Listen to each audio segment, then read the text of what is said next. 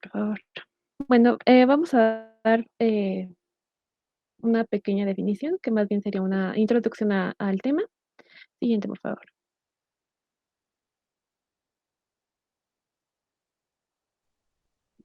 Gracias.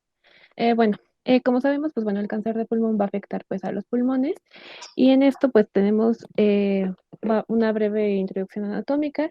Vamos a tener dos pulmones, el derecho y el izquierdo. El derecho va a tener tres secciones llamadas lóbulos y el pulmón izquierdo va a tener dos lóbulos.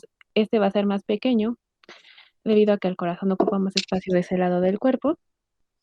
Y bueno, aquí en esta imagen vamos a tener pues toda la estructura de los pulmones y eh, todo lo que lo conforma.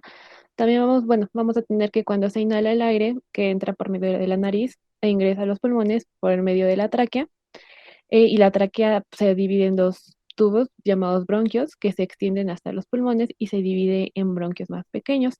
Estos a su vez se dividen para formar ramas más pequeñas llamadas bronquiolos y al final de los bronquiolos van a haber unos pequeños sacos de aire conocidos como alvéolos que van a absorber el oxígeno del aire inhalado, incorporándolo en la sangre y removiendo el dióxido de carbono de esta misma, de la sangre, cuando se exhala. Y pues bueno, pues la función principal pues va a ser la toma del oxígeno y la liberación del dióxido de carbono van a ser las principales pues funciones de los pulmones. Siguiente, por favor. Buenas tardes, me dicen si me escucha bien, por favor. Para iniciar con lo que sería el tema, vamos a presentar lo que es la etiología del cáncer de pulmón. Aquí sigue, por favor.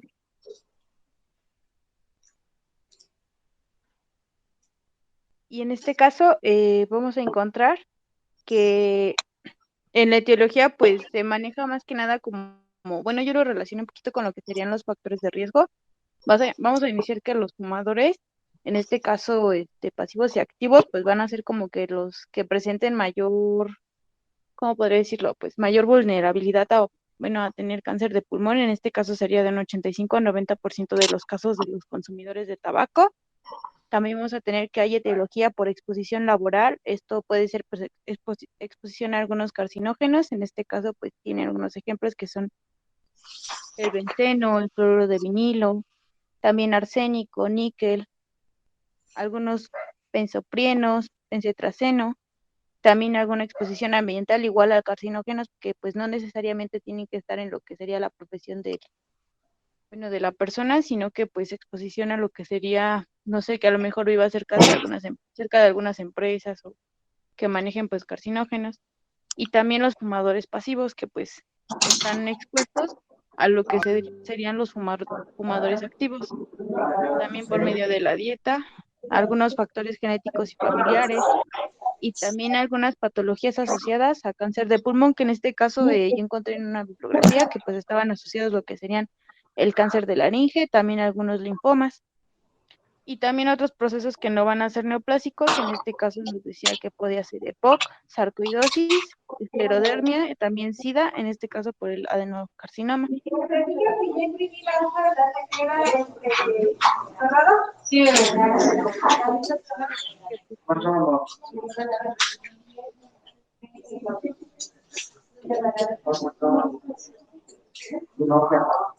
Sí. También en lo que sería la epidemiología,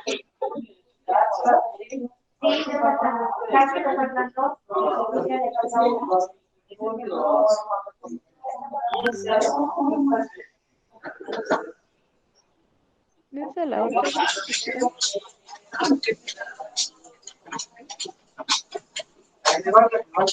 Yo encontré que, según la OMS, aproximadamente el 70% de la carga de cáncer de pulmón va a ser a consecuencia del tabaquismo, no, bueno, como única causa, pero en este caso también va a predominar lo que sería la exposición a algunos carcinógenos como el radón, el arsénico, el asbesto, también combustibles de biomasa, y también decía que en algunos casos lo que sería la obesidad puede incluso llegar a generar cáncer de pulmón.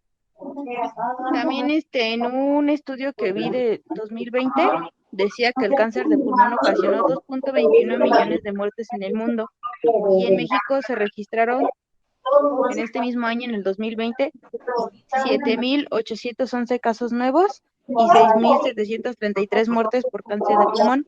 Y también nos mencionaba que va a haber un grupo de edad en específico que, pues, bueno, en el que predomina más adquirir este cáncer, que va a ser de los 30 a los 59 años. Y decía que, bueno, decía que era la quinta causa de muerte, pero pues esto es del 2020.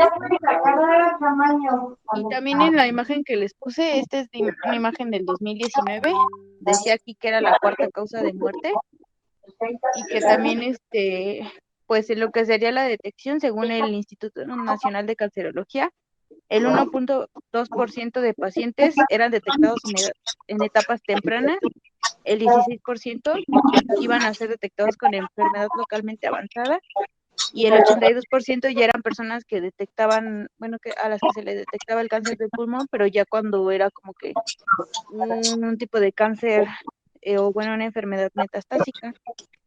Y también nos decía que en este caso, pues, más del 80% de los casos de padecer cáncer de pulmón se podía prevenir si se evitaba lo que era el tabaquismo, ya que pues es como la principal causa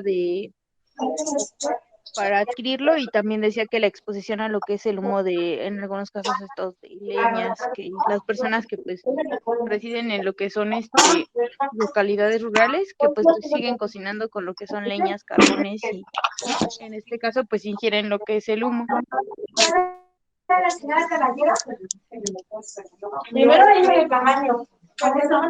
También nos decía que en este caso manejaban dos tipos de cáncer, el cáncer pulmonar de células no pequeñas, que es CP-CNP, y este representaba el 75% de los casos de cáncer, y también el cáncer pulmonar de células pequeñas, es CPCP, que iba a representar aproximadamente el 25% de los casos.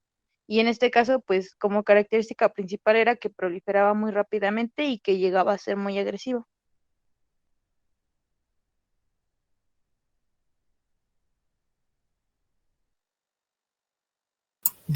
Bueno, algunos de los factores de riesgo que vamos a tener aquí, como ha venido comentando Dinora, vamos a tener que va a ser fumar principalmente, el cigarrillo convencional o electrónico. También vamos a tener la exposición a humo de lo que es la biomasa, que puede ser leña o calentadores caseros. Por ejemplo, pues las personas que viven todavía en provincia y que cocinan con leña, también pues va a ser un factor muy importante. Y también la exposición a asbesto, arsénico y radón. También de igual forma vamos a tener algunos antecedentes familiares, aunque lo que es la Sociedad Americana del Cáncer dice que no es como que tan como más ligado a lo que son algunos problemas genéticos. Vamos a entrar un poquito a la fisiopatología. Antes que nada, ¿tienen alguna duda hasta aquí? No, Bren, todo bien. Va que va. Bueno, para entrar a la fisiopatología vamos a tener que aquí algunos de los cambios genéticos, lo que son asociados al cáncer de pulmón. Generalmente pues no son heredados, como les comenté anteriormente, sino que son adquiridos durante la vida por la exposición a algunos de los factores que les comenté anteriormente.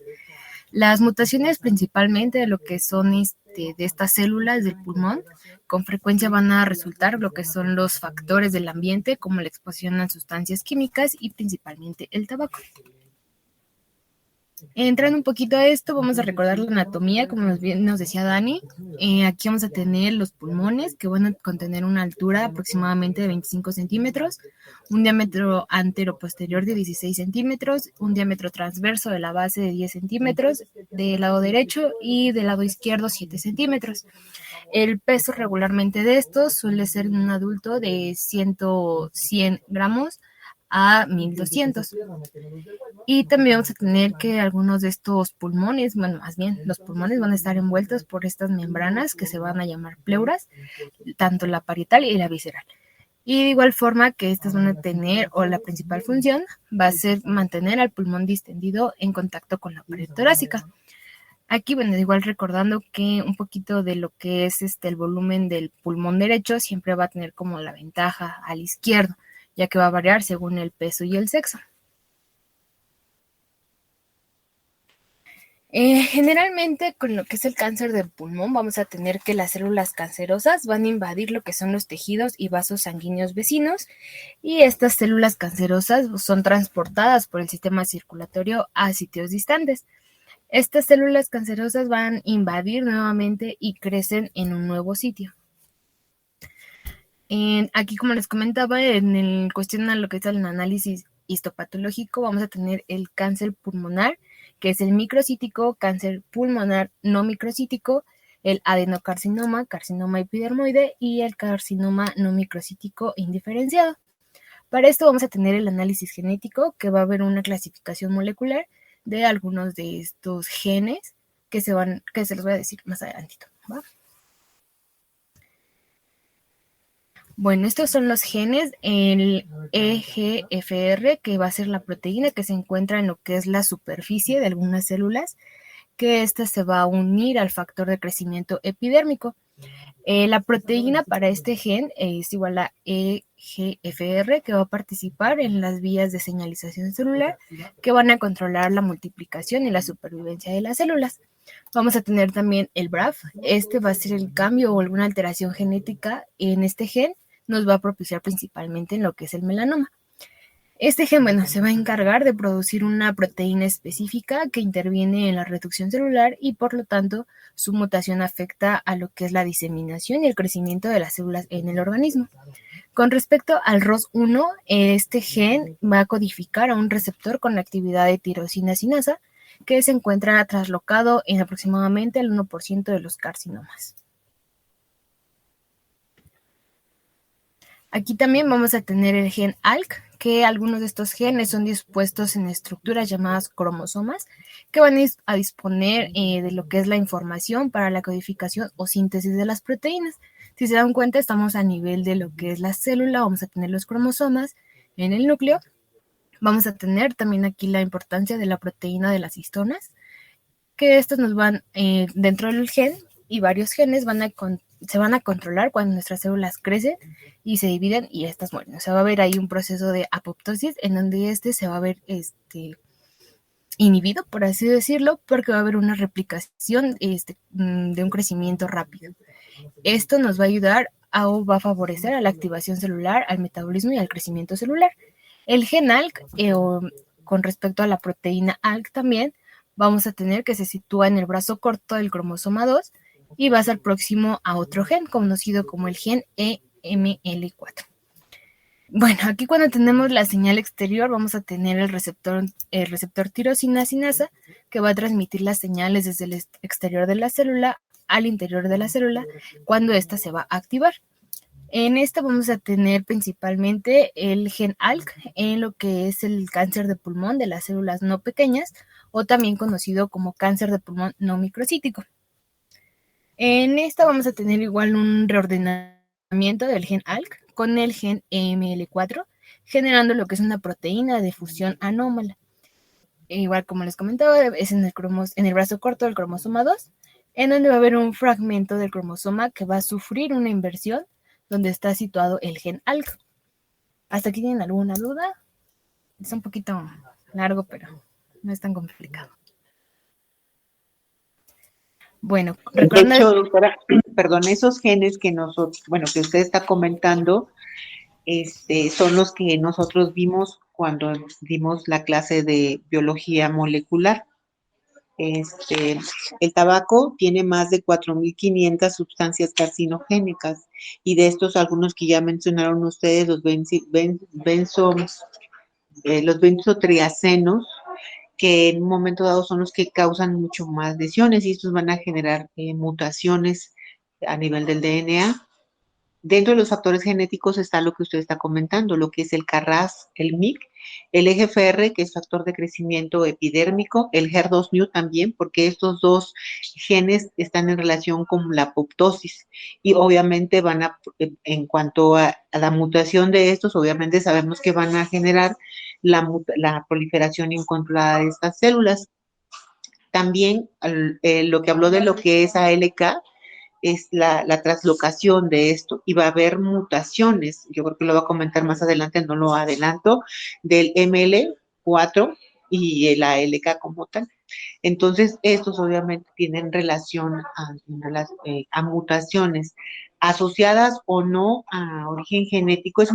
Es extremadamente raro que el cáncer de pulmón sea de origen hereditario. El 90% de los pacientes que fuman van a desarrollar cáncer de pulmón. Por allá de los 60s, 80s, con lo que fue la revolución femenina, obviamente las mujeres fuman más, ¿sí? Anteriormente no era tan común el cáncer en mujeres, pero prácticamente las mujeres se han equiparado a los hombres, ¿sí? 9 de cada 10 hombres que fuman van a desarrollar cáncer de pulmón. 8 de cada 10 mujeres que fuman van a desarrollar cáncer de pulmón. Eso grábenselo muy bien. Entre más temprana edad fumen, obviamente van a desarrollar el cáncer a más temprana edad. Normalmente el cáncer de pulmón entra entre la sexta, séptima década de la vida y ahora vemos cáncer de pulmón entre la tercera y cuarta de la década de la vida y esto está en relación a la edad de que los jóvenes comienzan a fumar. Y algo muy importante también, que si la persona fuma y toma, añade un riesgo más para el desarrollo de cáncer pulmonar. Entonces, el fumar y el tomar, obviamente va a ser mucho más riesgo. Entonces, el cáncer de pulmón 100% está determinado que el factor principal para él es el tabaco. Ahora, hay algo que se llama un humo de segunda mano, también conocido como el fumador pasivo, pero ahora se le llama humo de segunda mano. ¿Eso qué significa? Que el paciente inhala lo que exhala el fumador, pero también inhala el humo que sale del tabaco, de lo que es el cigarrillo, cuando el paciente está fumando. Son dos formas que inhala: la inhalación del que exhala y la inhalación que es propia del tabaco sin que el paciente o la persona que fuma lo haya exhalado. Entonces, de hecho, sí está bien descrito en la literatura de que de las cuidadoras de algunos niños, está bien demostrado que han hecho estudios en la orina de los niños y han hecho estudios en la orina de los papás que fuman, de los niños, y estos niños tienen nicotina a nivel de lo que es la orina. Entonces, obviamente, si los papás fuman y están los niños ahí, es un factor de riesgo muy importante para el niño. También está escrito en la literatura que existen mascotas, sobre todo los perros, que hacen cáncer pulmonar. ¿Y esto es por qué? Porque pues obviamente el dueño fuma. También está el humo de leña, y eso está bien descrito en nuestra población. En nuestra población está un trabajo hecho por el Instituto Nacional de Cancerología, donde hablan de la incidencia de cáncer pulmonar en aquellas mujeres que cocinan, obviamente. Esto es por el humo de leña. Esto lo vamos a aunar a lo que es estar expuesto al asbesto. Anteriormente a usted ya no les tocó, pero cuando yo era niña, obviamente había muchas casas que tenían asbesto del techo y había contenedores de agua que tenían asbesto. Entonces, esto es un factor de riesgo para cáncer de pulmón. No nada más para adenocarcinoma, también para algo que se llama mesotelioma. Y el mesotelioma es un cáncer de la pleura del pulmón, ¿sí? Entonces, como ya lo dijeron, el arsénico también, el berilio, el níquel, el hollín o el alquitrán. Hay personas que se dedican a quitar el hollín de las chimeneas. Ese hollín trae alquitrán, es lo mismo. Entonces, esas personas que se trabajan, sobre todo en Estados Unidos, que se dedican a quitar el hollín de las chimeneas, porque pues, obviamente en nuestro país no hay, también tienen un riesgo muy grande. En nuestro país, las personas tienen a veces chimeneas dentro de las casas y el humo, obviamente, de esa leña genera también cáncer de pulmón. Hay personas que están irradiadas en la infancia, aquellos que están irradiados por linfoma, que se radia mediastino, también tienen riesgo de cáncer de pulmón, y aquellas mujeres que se radian por cáncer de mama, ya sea en tórax derecho o izquierdo, tienen riesgo para cáncer de pulmón. También se habla de la emisión que hacen los estudios de imagen, sobre todo la tomografía. Se habla que hay cierto riesgo, pero realmente a la fecha no se ha comprobado 100%.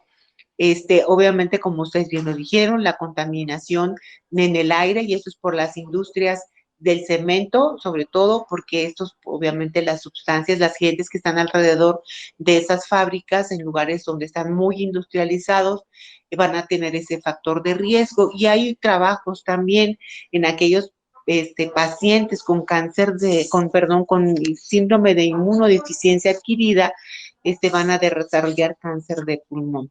¿Ok? También se habla de que el fumar marihuana, si fuman, o sea, si tienen antecedente de tabaco y a la vez fuman marihuana, también aparentemente hay un incremento importante del cáncer pulmonar. También es importante que ustedes sepan, para que vigilen en nuestro país, es común todavía la tuberculosis pulmonar, no la tenemos erradicada, sobre todo en aquellos estados más pobres, por ejemplo, Guerrero, Oaxaca, Chiapas. Las personas que tienen antecedentes de cáncer, de tuberculosis pulmonar y que han generado fibrosis a nivel del pulmón, tienen un factor de riesgo es un factor de riesgo para cáncer pulmonar. Y los pacientes que hacen por el tabaco crónico, que genera fibrosis, que generan nódulos de cicatrización, también, obviamente, el tener enfermedad pulmonar obstructiva crónica también es un factor de riesgo, aparte del factor que le da el tabaco. Y hay inflamaciones a nivel pulmonar, hay fibrosis pulmonar y a veces es criptogénica. No sabemos por qué el paciente de pronto hace dificultad respiratoria aguda y hace fibrosis pulmonar. Esa fibrosis pulmonar tiene en riesgo de desarrollar cáncer de pulmón. Aquellos pacientes, obviamente en la actualidad ya no tenemos gas mostaza, pero el gas mostaza fue uno de los primeros sustancias que se utilizaron para la guerra biológica, y obviamente esto hace también fibrosis, genera pues obviamente destrucción, daño a nivel del DNA, y también generan cáncer pulmonar. Y ojo, en la actualidad se está estudiando acerca de los hornos, esos hornos que en la actualidad dan como humo, esos hornos de vapor también tienen factor de riesgo para cáncer de pulmón, ¿sí? Y algo que anteriormente se decía que era inocuo, sabemos que no, que precisamente por eso en nuestro país ya están prohibidos, es el cigarrillo electrónico. Una de las cosas que normalmente va a generar por las altas temperaturas que hay, los pulmones están expuestos, hacen fibrosis pulmonar y hacen enfermedad pulmonar obstructiva crónica. Y para darle cierto sabor a lo que es el tabaco o a esos cigarrillos electrónicos, ahora les ponen de esas sustancias que son como pues aromatizantes, no sé qué le hagan, qué efecto generen en el fumador, pero esas sustancias generan cáncer pulmonar. Entonces, realmente el fumar un cigarrillo electrónico, aparte que genera mucho humo, mucho calor, también tiene un factor de riesgo muy importante para cáncer pulmonar. Entonces, estos son los factores, nada más redondear en lo que ustedes comentaron y redondear en lo que son los las alteraciones cromosómicas o estas alteraciones genéticas, porque dentro del estudio o de la patología van aunadas ciertas cosas que yo creo que van a decir ustedes más adelante. Entonces pueden seguir, doctores, por favor. Sí, doctora, muchas gracias. Y sí, con respecto con lo que comentaba la doctora, principalmente lo que es la composición, por así decirlo, de lo que es un tabaco, un cigarro normal que conocemos. En la parte de lo que es el filtro vamos a tener lo que es el arsénico, tolueno, amoníaco y monóxido de carbono. Que recuerda un poquito el monóxido de carbono, pues va a ser como el gas de escape. El amoníaco pues es el que ocupamos en detergentes principalmente. Y el tolueno es un disolvente industrial. Entonces, esta parte se va a encontrar en lo que es el filtro, y dentro de lo que es la parte superior de este filtro vamos a tener arsénico, nicotina, cadmio, metano, hexamina, ácido acético, metanol, y también vamos a tener lo que es el butano y pintura. Entonces, al igual como lo comentaba la doctora.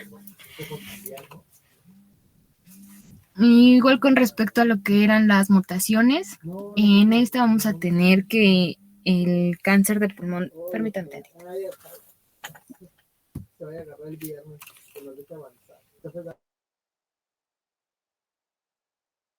Ya, perdón. En el cáncer de pulmón de las células no pequeñas, vamos a tener que uno de los genes comúnmente mutados en esta neoplasia, vamos a tener el CARRAS, como nos comentaba la doctora, y en este decía estudios recientes que se había reportado en la proteína de fusión ML4 y el ALK. Y en estas mutaciones va a ser por la fusión de la proteína, de la fusión ML4 y la ALK, que van a conferir cierta sensibilidad a los inhibidores de la sinasa de tirosina. Y aquí vamos a tener que también lo que es el CARRAS va a conferir lo que es la resistencia a lo que es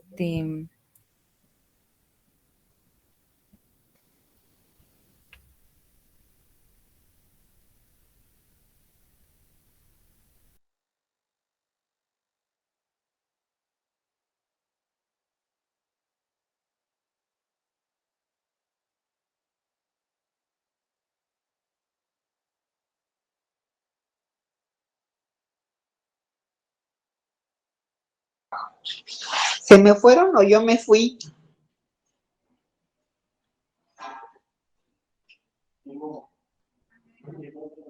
Ay, caramba. No, creo que mi compañera se fue. Ah, ok, esperamos a que se conecte. Ay, perdón, doctora.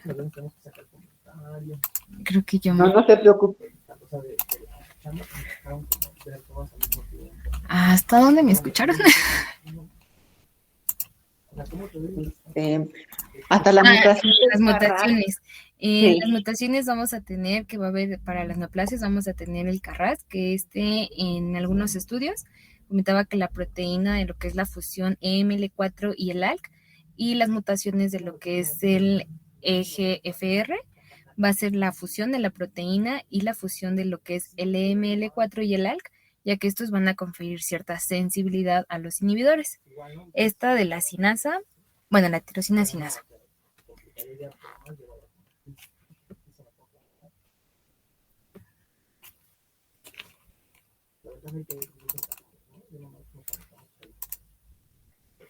Para esto vamos a tener lo que son como tipo clasificaciones, por así decirlo.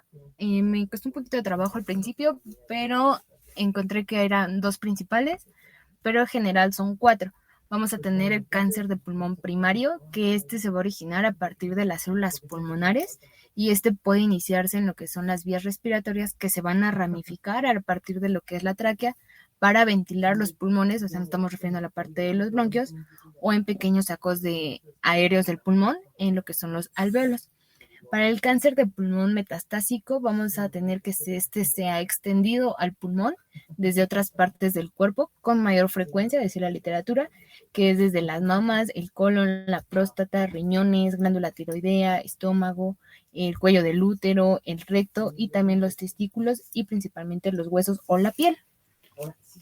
Dentro de las 2 primeras clasificaciones, que pues son, como nos venía comentando Dani, los 2 tipos de cáncer que tenemos, vamos a tener el cáncer de pulmón de células pequeñas, o también conocido como cáncer de pulmón microcítico. Se origina cuando las células sanas del pulmón empiezan a cambiar y a crecer sin control y forman una masa denominada tumor, lesión o nódulo. Comienza en las células nerviosas o en las células productoras de hormonas del pulmón, y el término va a ser de célula pequeña, porque cuando lo ven al microscopio, se observa así, o sea, se observa una célula pequeña, a comparación del otro, que es del contrario, y más adelantito lo veremos. Aquí tenemos el otro tipo, que es el cáncer de pulmón de células no pequeñas, o también conocido como cáncer de pulmón no microcítico. Va a ser el cáncer de pulmón de células no pequeñas, y es el término que se le da porque igual al verlas al microscopio es un poquito más grande la célula a comparación de las otras.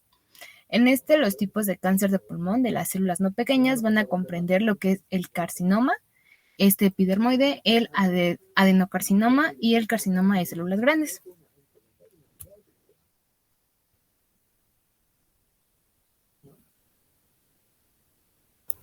Y bueno, continuando con el tema, ya nos los había mencionado nuestra compañera, va a haber una clasificación y esta clasificación va a depender obviamente de las características histológicas que nosotros podemos ver ante el microscopio. Así que básicamente la clasificación va a ser dada por lo que observamos microscópicamente. La que sigue, por favor. Y bueno, el cáncer pulmonar va a ser como tal un tumor maligno que se va a desarrollar a partir de las células, tanto las células pulmonares como también tanto las células bronquiales.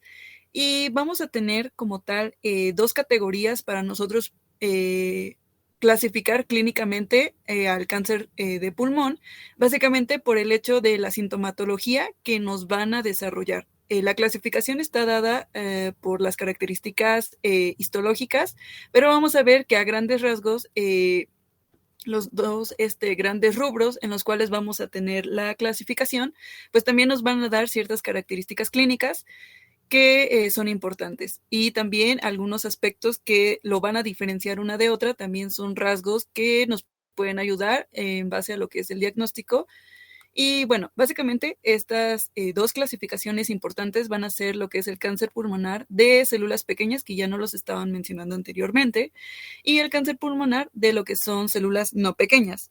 Dentro de lo que son las células pequeñas, también se le denomina como un carcinoma microcítico de pulmón, y aquí vamos a ver que este va a representar aproximadamente un 25% de lo que son los cánceres de pulmón, y este va a tener un comportamiento de manera muy agresiva, va a tener una proliferación rápida, y también pues vamos a ver que muestra una relación con lo que son las personas que son, bueno, que como tal tienen tabaquismo, y un 98% de los pacientes que lo presentan como tal siempre van a contar con una historia de tabaquismo. O sea, básicamente va muy de la mano con el tabaquismo, que ya la doctora pues nos habló que el tabaquismo pues es un factor bastante importante dentro de lo que es la prevalencia para poder tener un cáncer de pulmón.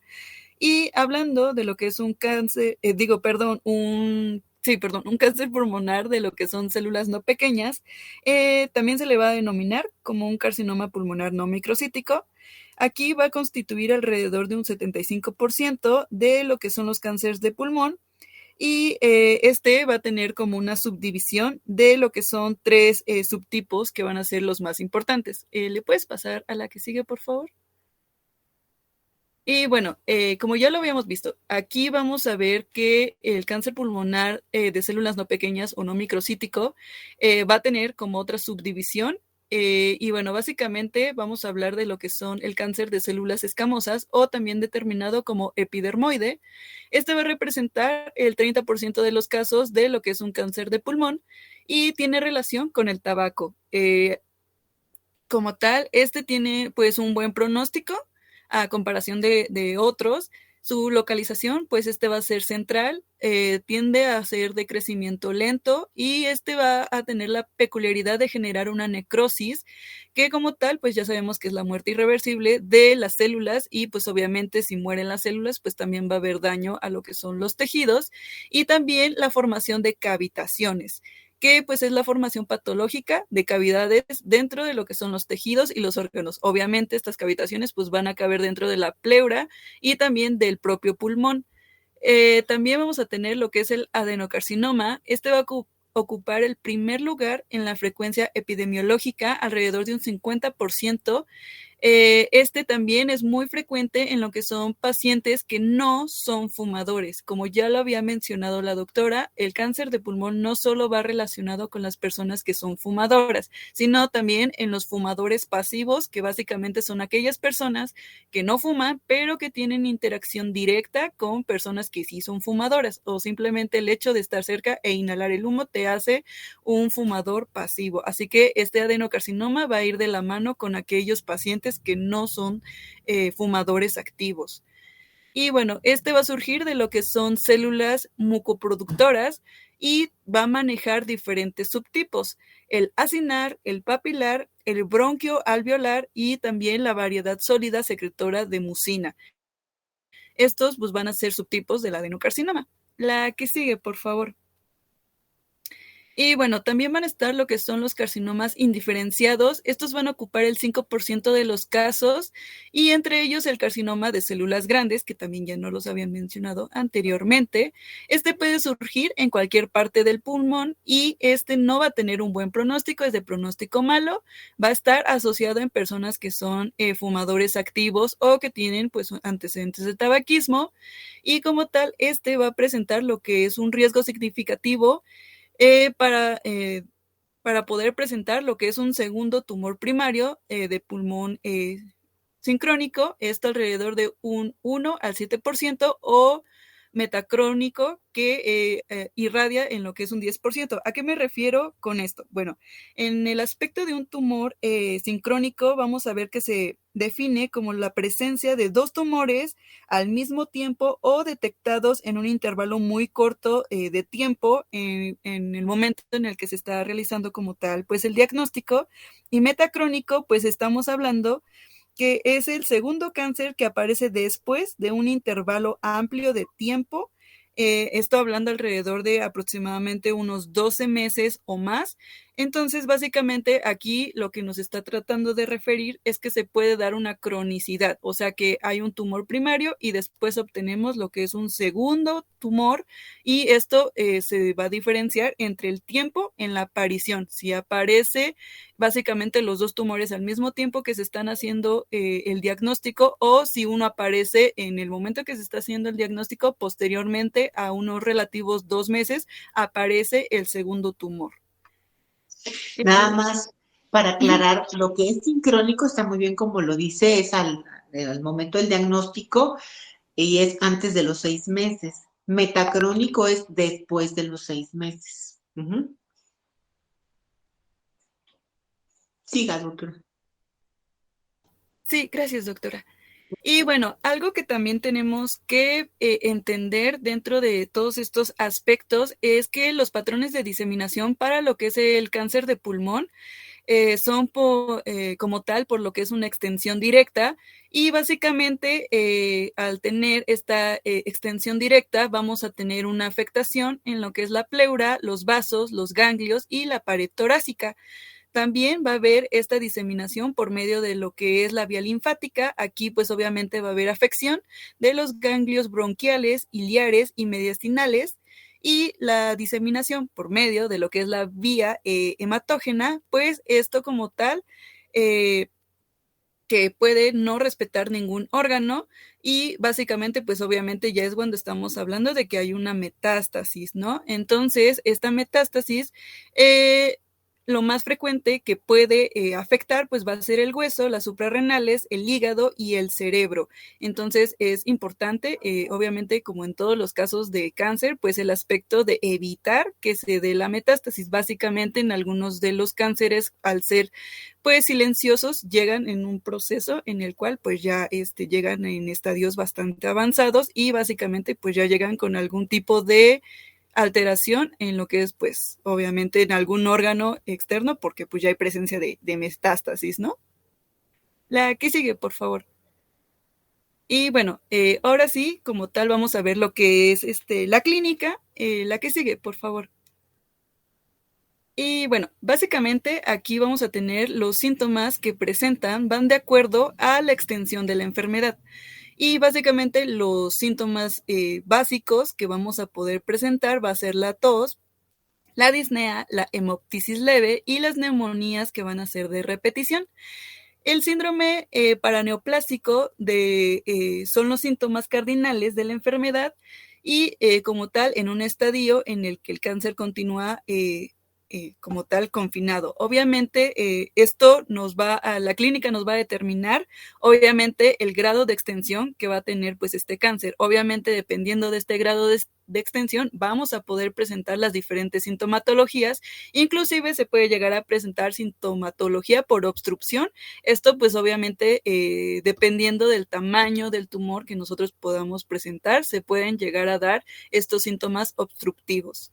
La que sigue, por favor.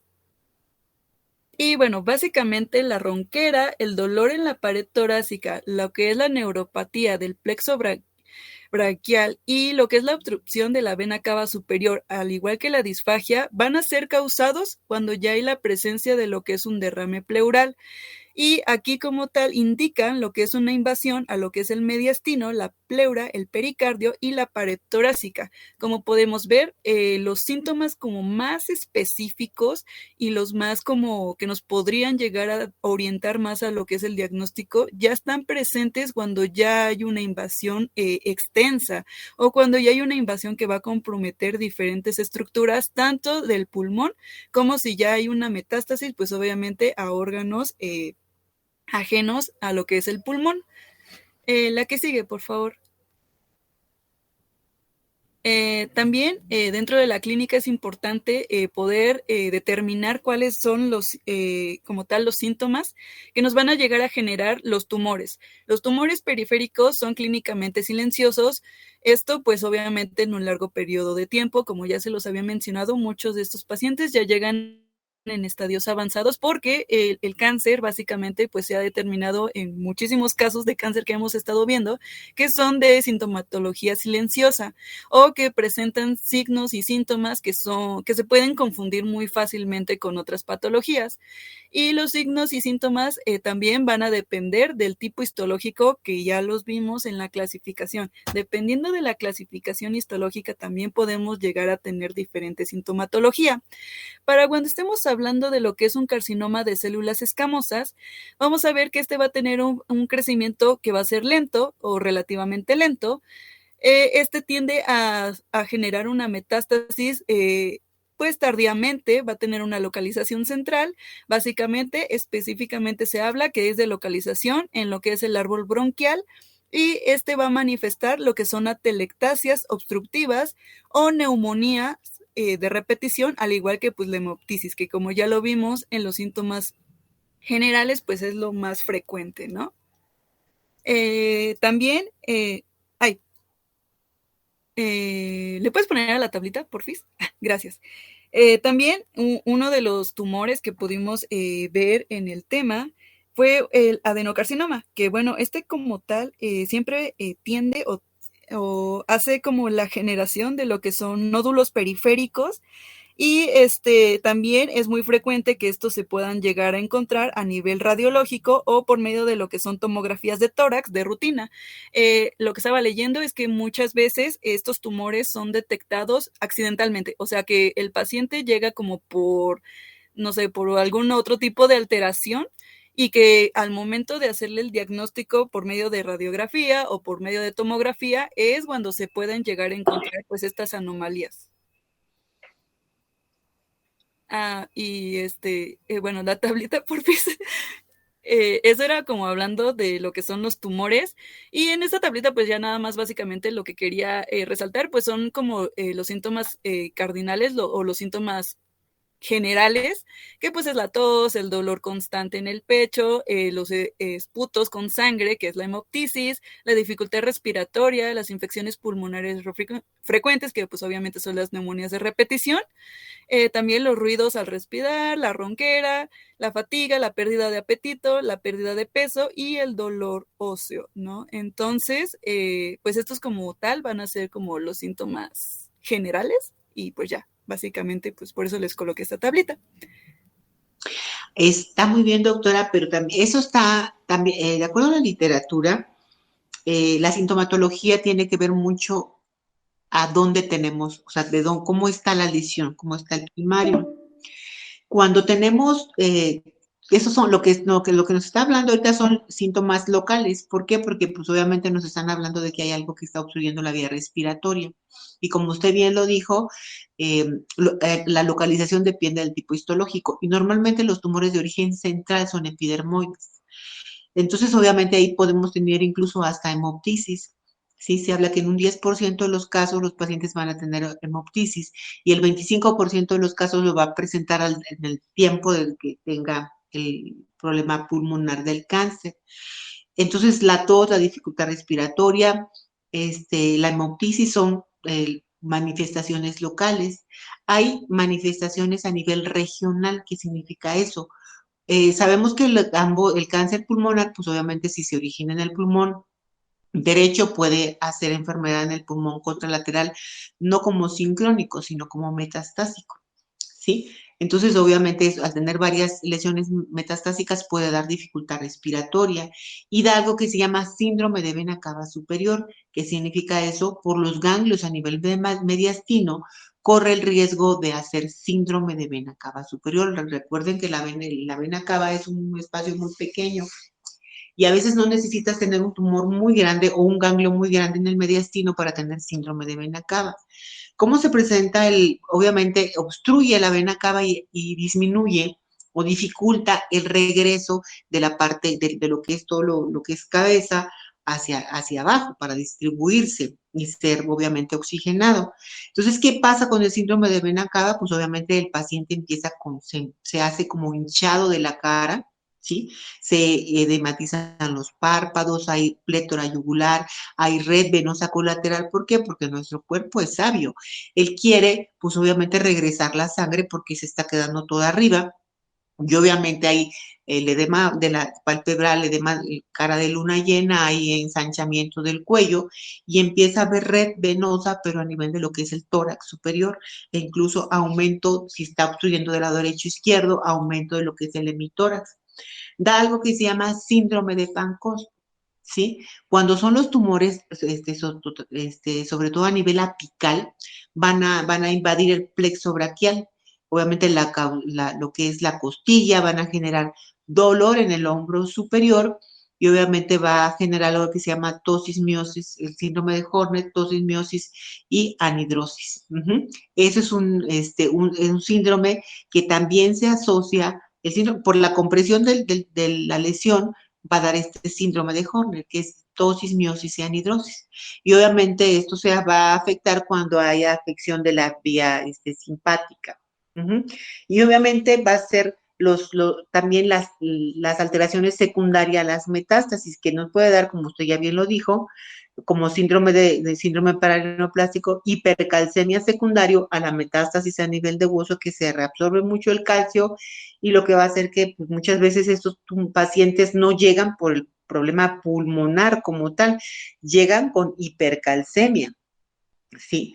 O pueden llegar con hipercoagulabilidad. Este tumor tiene la capacidad, pues obviamente, de tener tromboflebitis o síndrome de Trousseau, que esto es generado por la hipercoagulabilidad, ¿sí? Puede haber también síndrome de Eaton-Lambert, que es por la alteración como una miastenia, síndrome de Cushing. Puede haber síndromes neurológicos y una de las cosas puede llegar por crisis convulsivas y esto es porque secundario a metástasis cerebrales, como usted bien lo dice, muchas veces, sobre todo los adenocarcinomas, los tumores de células pequeñas o neuroendocrinos, que estos la diseminación es muy hematógena y una de las principales lugares a donde puede ir al sistema nervioso central. Entonces, como ven, hay manifestaciones locales, manifestaciones regionales, las manifestaciones por las metástasis y los síndromes paraneoplásicos. Como ustedes bien lo dijeron, ¿quién hace más síndromes paraneoplásicos? Obviamente los adenocarcinoma, que puede ser el alveolar, bronquioalveolar, el de células grandes, el de células claras, que son los tipos histológicos, o el adenocarcinoma como tal, poco diferenciado, bien diferenciado o moderadamente diferenciado. Entonces, lo que son los epidermoides normalmente eso no nos van a dar como tal esta sintomatología, pero sí nos pueden dar algo que se llama síndrome de lisis tumoral, aunque es más común en adenocarcinomas y epidermoides también un epidermoide aunque no tiene diseminación tanto hematógena, pudiera desarrollar esta complicación. Entonces, muy bien, doctora, lo que sigue.